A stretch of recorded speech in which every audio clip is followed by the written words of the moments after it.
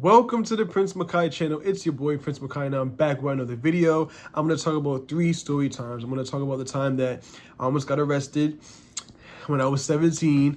You know, drama, school shit. I feel like Jackie Christie. I cannot breathe. I can't breathe. Okay, relax. Okay. I can't breathe. I also want to talk about fun story times and moments that I've had with my great grandmother, who I miss dearly, who I got tatted right here. It's up to you guys to decide if you think what happened to me when I was a kid was abuse. Let's talk about it. Yeah. When all the smoke like a vape pen. Hold on, brother, chase him. Say my name, I pop up like the boogeyman. Fucking the game over dropping bangers with no... Let's talk about me almost getting arrested. I made a video before how when I was with the twins, I almost got arrested, but that wasn't the first time that I almost got arrested. I'm that ride or die mother. I'ma hold this kingdom and palace together, you heard?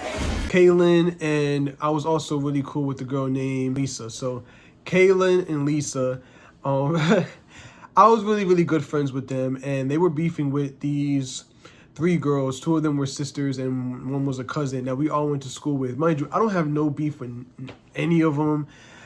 I don't know why. I mean, I just wanted to prove that I was that, ride or die friend. I'm that ride or die mother. Originally, I was just gonna pull up to record them beating up the girls. They were having this social media beef back and forth. And then, that was it. It was 2017. It was like the winter time, so it was still kind of cold. And we decided to pull up to their neighborhood, to their crib. We also came with Lisa's lover at the time was a stud, and so she drove us there.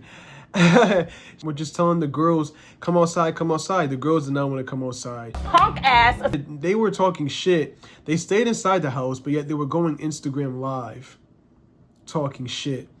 I don't understand it. It's baffling to me. But yet they weren't trying to come outside. Punk ass bitch. Another girl comes out. I know this other girl, but when she walked past the car, she didn't say nothing to us. She didn't say what's up, what it is, nothing.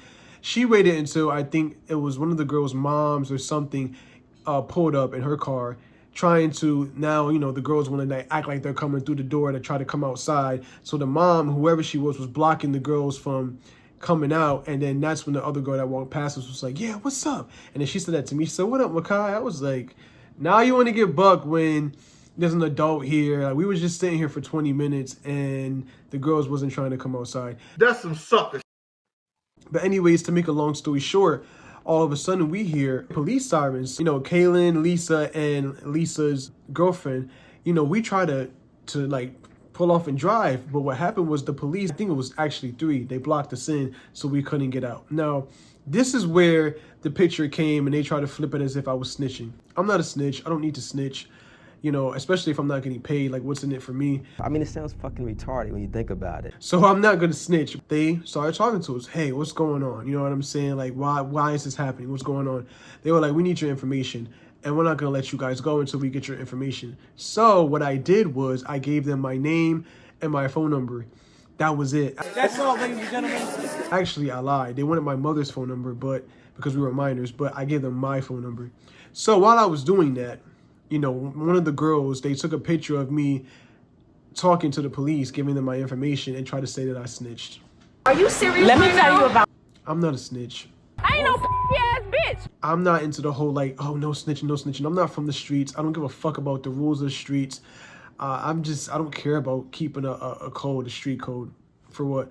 But at the same time, I didn't have to snitch. And my brother was like, oh my God, you snitched. I'm like, I did not snitch. Well, look, they posted the picture, I guess, on social media. But anyway. I don't know if you guys call this abuse, but when I was a kid, and I suppressed this for a long time, I had a really good childhood in terms of, I come from a very safe environment, safe city. I grew up, in a really well-rounded area, multicultural, and it was just really safe growing up.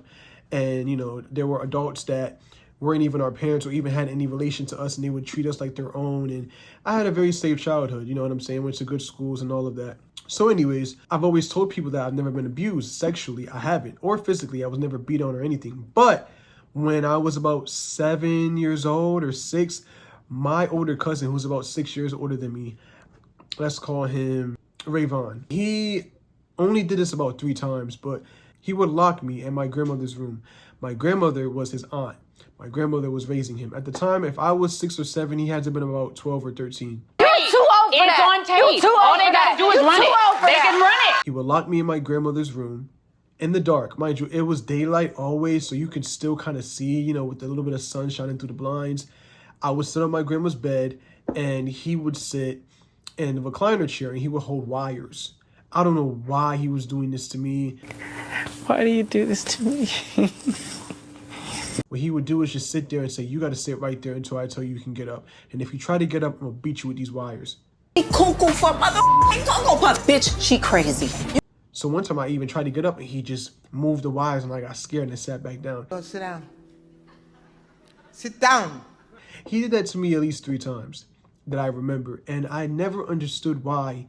He has some serious mental issues. Like anybody in my family, people that know him, they know that he's not, like psychologically, he has serious issues. Is he crazy too? I suppressed that for a long time, and I grew up being around him, and that's my older cousin, and yada, yada, yada. When I did, you know, finally tell my grandma and his brother, you know, they didn't believe me. Because, nigga, you ain't listen to me. I don't even know if he remembers this. I put that on everybody I love. I don't got to lie on him. I don't got to lie on anybody.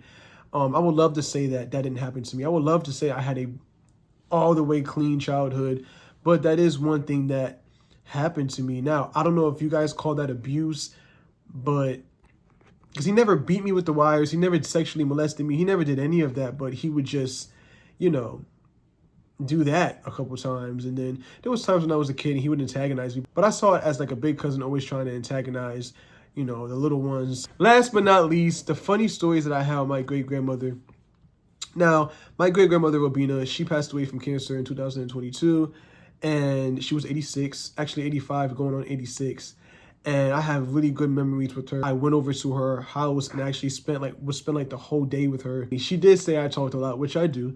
And she would always say, Makai thinks he's my dad, because I used to always try to monitor what she eats. But, you know, I knew that she enjoyed my company, and so I used to prank her a lot. This was a cruel prank that I did. Whatever is necessary, by any means necessary. She was raising my little cousin at the time, her grandson, and he was a part of this program.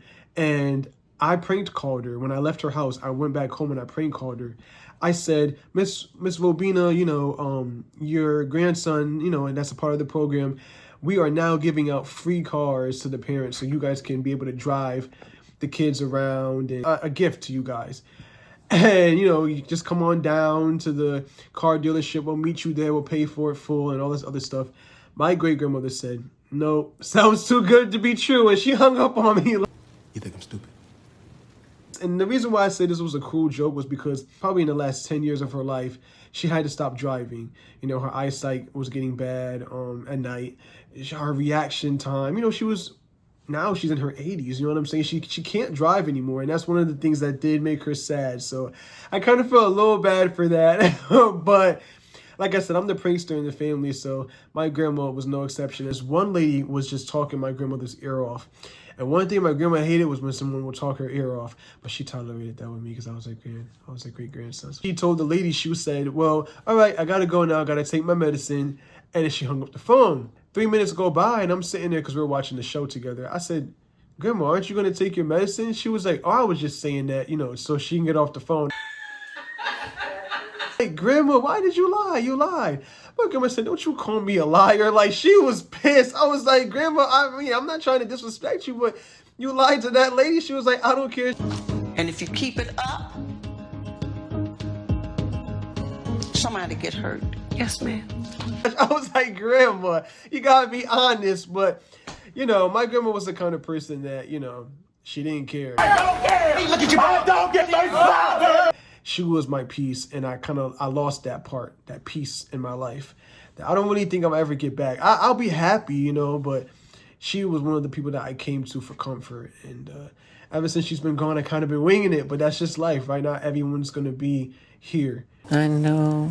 You know what I'm saying? But anyways, this is the Prince Makai channel. I thank you guys for watching. Peace!